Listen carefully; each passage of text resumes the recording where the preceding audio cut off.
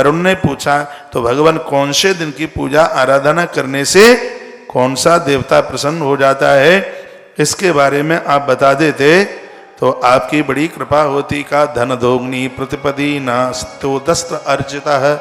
यदि किसी भी पड़वा को आपने कोई व्रत कर लिया है या रोज की पूजा प्रतिपदा को आप करते हो तो पड़वा की पूजा से धन दो, यानी धनद नाम है कुबेर का, श्री कुबेर जी प्रसन्न हो जाते हैं।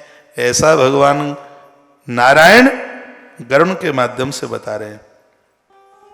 श्लोक लिखा है ना, धन दो, धनद नाम है कुबेर का। जब पड़वा की पूजा होती है तो उस दिन ये श्रीमान जी खुश हो जाते हैं। बोली भक्त वत्सल भगवान की जय हो। हनुमान जी महाराज की जय हो। प्रतिपदा को पूजा करते हैं, व्रत करते हैं, ऐसा कुछ करते हैं तो कुबेर जी खुश हो जाते हैं। द्वितीया को यदि कोई व्रत पड़ गया है, रोज की आप पूजा द्वितीया को करते हैं तो उसे अश्वनी कुमार, याद रखना द्वितीया को जो नित्य की पूजा करते हो तो अश्वनी कुमार देवताओं के वेद हैं, ये तो जीवन में जुकाम खांसी भी नहीं होने देंगे।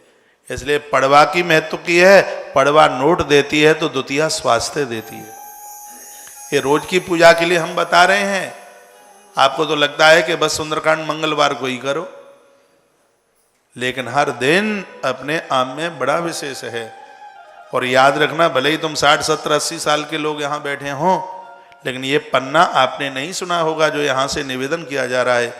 नित्य की जो आप पूजा करते हैं, आपकी पूजा में पड़वा पड़ गई है, प्रतिपदा पड़ गई है, तो ये प्रतिपदा की पूजा से भगवान कुबेर खुश हो जाते हैं। द्वितीया की पूजा से अश्वनी कुमार खुश हो जाते हैं, अश्वनी कुमार द्वितीया। तृतीया की पूजा से अग्नि देवता खुश हो जाते हैं। चतुर्थी की पूजा से भगवान श्री गजानंद खुश हो जाते हैं। पंचमी की पूजा से यमराज प्रसन्न हो जाते हैं। नागा षष्ठयाम कार्तिकेय सप्तयाम भास्करोर्थवा, बहुत ध्यान से सुनना। षष्ठी की पूजा से नाग सर्प, जो अपनी पूजा में छठ को पूजा करते हैं, सांप नहीं डसता, सांप नहीं काटता। षष्टमी के दिन पूजा की इतनी बड़ी महिमा है।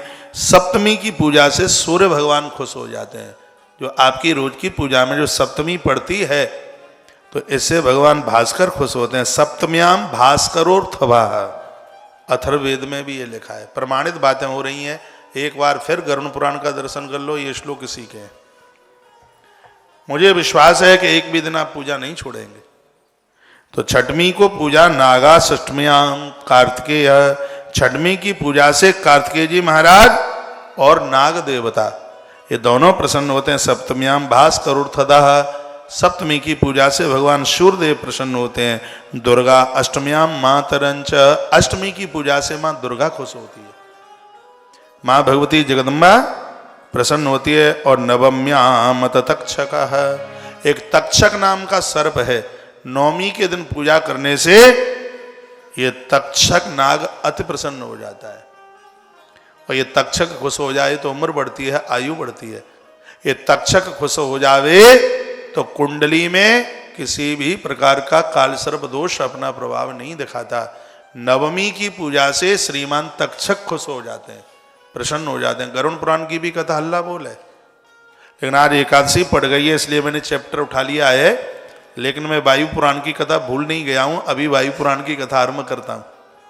दोनों ग्रंथ समन्वय होकर के चल रहे हैं, तो मुझे विश्वास है कि आप बोर तो नहीं हो रहे होंगे।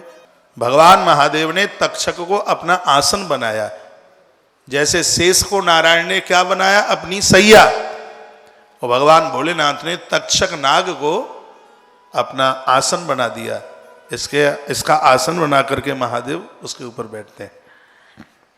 फिर कहा कि दशम्याम इंद्रो, दशमी को जो आप पूजा करते हैं उससे इंद्र प्रसन्न हो जाते हैं।